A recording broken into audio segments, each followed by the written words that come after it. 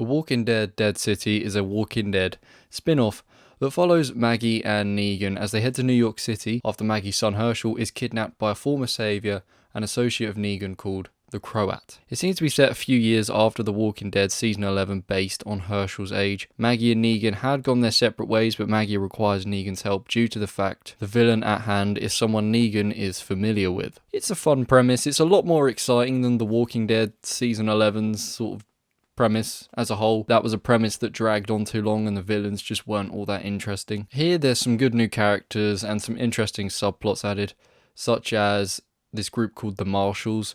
They believe in old-timey justice, old-timey law. They believe in putting out bounties and getting people, and in this show they are interested in going after Negan. This was a decent show overall. I would say it started strongly and gradually got weaker as it went along, as it seemed like the plot points just got a bit overcomplicated and messy come the end of the show. The interesting thing about this show is the dynamic you have with these two characters, Maggie and Negan.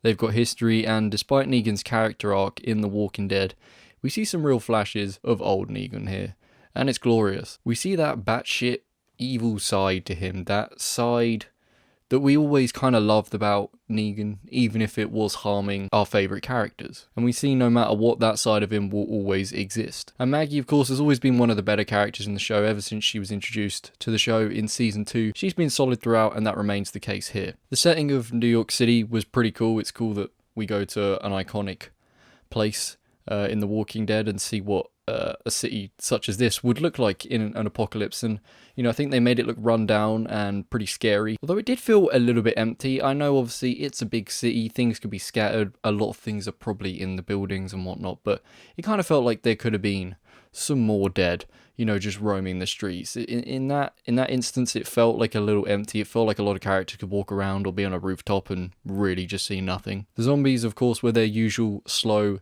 selves. They're pretty easy to defeat if you are a character of importance. If you're not disposable, you're going to wipe out the zombies pretty easily. But the design and the gore was as good as it's ever been. It was absolutely disgusting, which is great. The side characters were also decent for the most part. My favourite addition here would have been the Marshal. He was an interesting guy. He had attitude. He had these firm beliefs in, acting out justice and getting people that had done bad things. He was a cool addition overall, and I liked the dynamic between him and Negan. There are a couple of kid characters here as well. I'm always very conflicted about kid characters because they never really seem to have much in any show or any movie for the most part. The kid characters here were Herschel and Ginny. They were fine. They didn't really add much themselves. They were just kind of important to the plot points and storylines of Maggie and Negan. The Croat was an interesting enough character. He is described as this crazy, violent guy that used to be a savior, of course, but I don't think we ever really saw that. It seemed like a case of he was always being sort of hyped up and told to be this really menacing figure, but when it got to it on screen,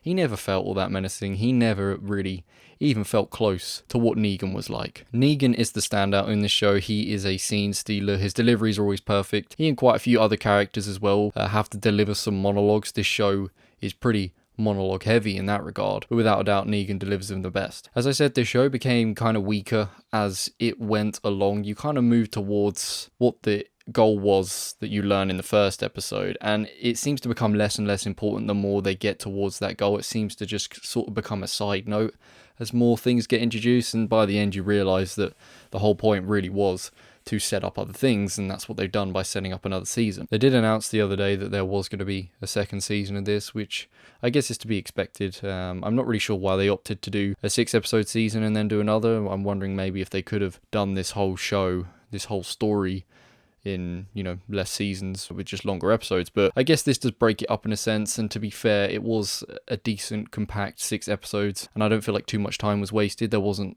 that much filler. It really did just kind of get to the point, which was nice. I will definitely watch a second season of this because I am intrigued, but I can't say I'm overly excited by what they're setting up. I'm not disinterested, but I'm not gushing for it. My intrigue mainly still lies with the Rick and Michonne spin-off. I think that's where a lot of fans are really sort of, just looking ahead to. That's kind of the spectacle of the Walking Dead franchise and what's coming in the future from them. But this show was still pretty good. The show was solid, it was entertaining, it was pretty brutal. The dynamic between Maggie and Negan, despite it being a little reused, is still fun to watch. And despite the story not ending that strong, I'm always down for some more Negan action. I would give The Walking Dead Dead City a 7.5 out of 10, and on the rewatchability rating, I would give it a 4. I don't really think I'd rewatch this. It hasn't got loads of rewatch value. There's a chance I may rewatch it before the second season comes out because, you know, it's a pretty easy and quick watch to get through, but unlikely for me that I'm going to rewatch this. If you've seen it, let me know what you think about it. Thank you for watching, and I'll see you in the next one. Bye bye.